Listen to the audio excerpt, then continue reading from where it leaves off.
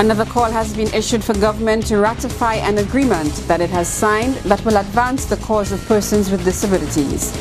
Government continues its focus on key sectors of development, and Cardi celebrates a milestone. This is the CTV News. I am Natalie Fannis presenting. We begin with the observance on December 3rd of the United Nations International Day of Persons with Disabilities. It has been observed since 1932. The theme for this year's IDPD is Empowering Persons with Disabilities and Ensuring Inclusiveness and Equality. This theme focuses on empowering persons with disabilities for the inclusive, equitable and sustainable development envisaged in the 2030 Agenda for Sustainable Development. In 2011, St. Lucia signed onto a convention but has yet to ratify it. This is of much concern to the National Council of Persons with Disabilities. Its president, Merthilus James, spoke with Calabash TV about his disappointment over the delay in ratification. And in the meantime, there is a situation at a Castries School where a student with a disability is having a challenge attending classes on an upper floor. It appears there is an unusual delay in resolving this. Here are excerpts of that conversation with Mr. James on this and other issues. Our council is extremely excited about this because as an advocacy group, we are all about empowering and ensuring full inclusion of our members in all facets of society. For far too long, disability was seen as just a health issue, but it is not. It is an issue of human rights.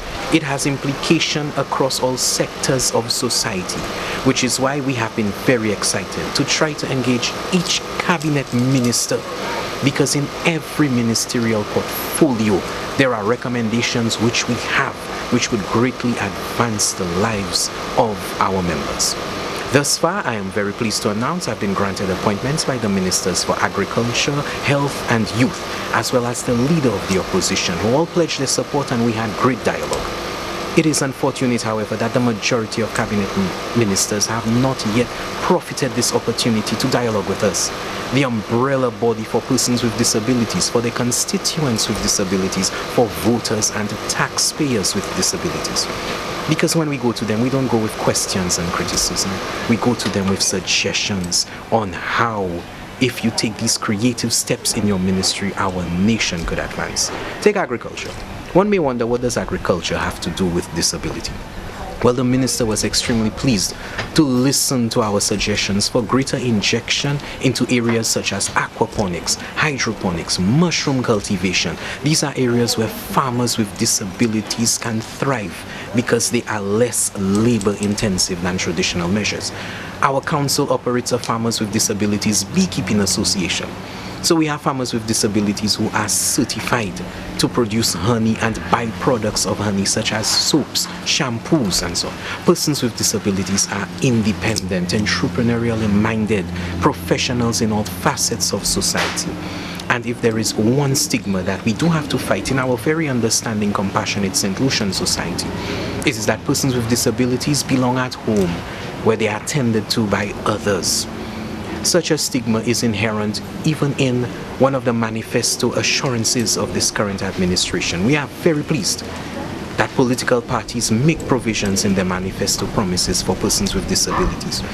So after the June 2016 election, when we congratulated the government, we did indicate to them that the 11 manifesto promises are what we will use as a measure to judge their progress.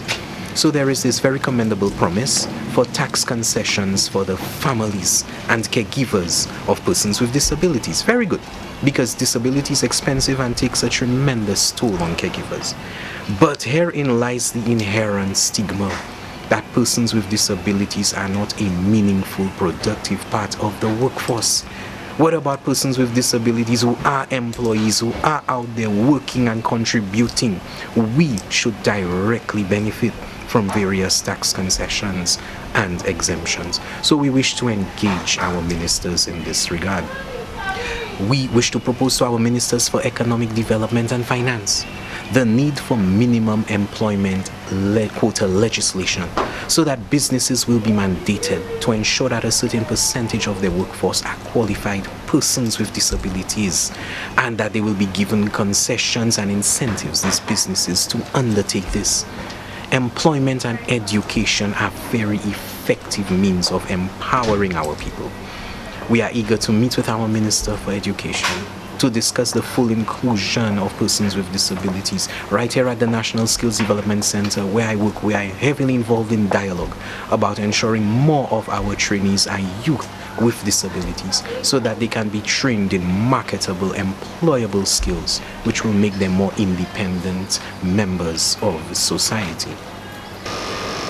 As an advocate, as the president of the National Council, where I represent members of all different political persuasions and members who are not bothered, I always believe that the truth is what counts, and we can never go wrong speaking the truth. So after the halfway point, after 2.5 years of an administration, it is fair to say that concrete steps have not yet been taken towards the realization of these promises, and it's worrying to us, which is why we are very eager to work with government, with the policymakers, not to antagonize them, but to fully cooperate with them to get the best deal for our members. So it is very important, because in government, you understand, there are certain measures it may take about 2 to 3 years before you see results. So with almost 3 years already gone, it is worrying. When will we see these results? There were promises to strengthen legislation to empower persons with disabilities. The St. Lucian government has not yet ratified the United Nations Convention on the Rights of Persons with Disabilities, which we have been advocating for. We are surrounded by islands who have already ratified it. All our islands to the north and south, with the exception of St. Kitts, have ratified the United Nations Convention. So we are literally caught in the middle, where smaller economies such as Dominica, St. Vincent, these have done it, but St. Lucia has not. And any administration should be proud to take this historic move, to want to say we were the administration which ratified this important human rights convention, which signals to the international community that we are serious about upholding and advancing persons with disabilities. So what are the hurdles? Or are they hurdles? If there is, yes, the most common concern policymakers have is the level of policy and infrastructural changes which are required. Because once you sign on to such a convention, it makes mention of the full inclusion of persons with disabilities in education, in health, in employment.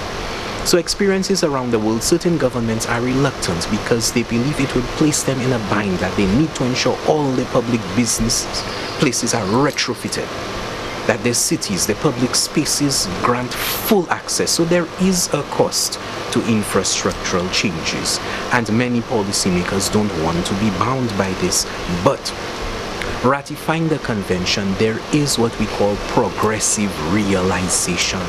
You don't have to instantly get results. It signals to the world that you are working towards it. One of the points that brings home the need for our government to ratify this convention.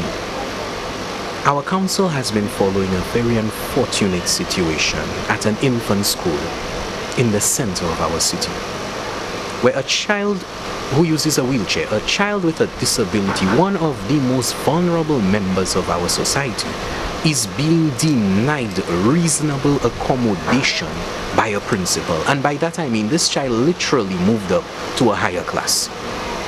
The principal could easily have taken the internal decision to relocate that class to a ground floor. The principal did not do so. So for the entire term, this child has to be carried up and down steps by her mother, who also has to return during breaks to take care of her. It is placing an immense burden on a caregiver and on a child who is already a person with a disability, trying to learn, trying to be empowered for her full inclusion. This is very discouraging. It is infuriating.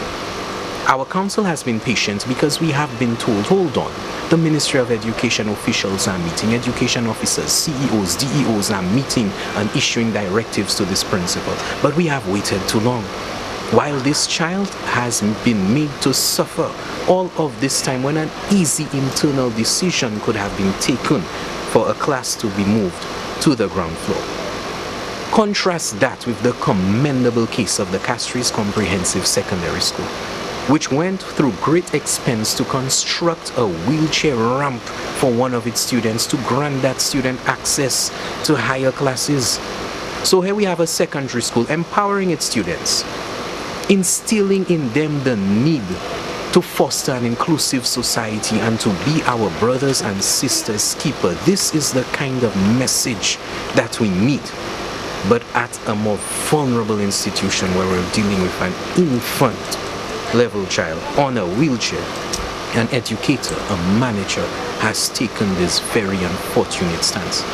The NCPD gives notice that should we enter the new school term and this situation has not yet been resolved, that this child is still having to be carried up and down steps, our advocacy will increase dramatically in this regard. You see, I believe that before we take to placards and protests and the streets, we need to positively exhaust all means of promoting our message in a diplomatic, cordial manner. You engaged the school? We did not choose to engage the principal directly because she was already being engaged by the highest level ministry officials. So we were asked to hold on while the chief education officer deals with this matter. And how long have you been holding on? For the entire term, sir. This student has had to do this and her mother for an entire term, and you understand this is ridiculous, it is unreasonable. A child with a disability in our society. So what message does this send? And it is scary that we have educators and leaders operating this way.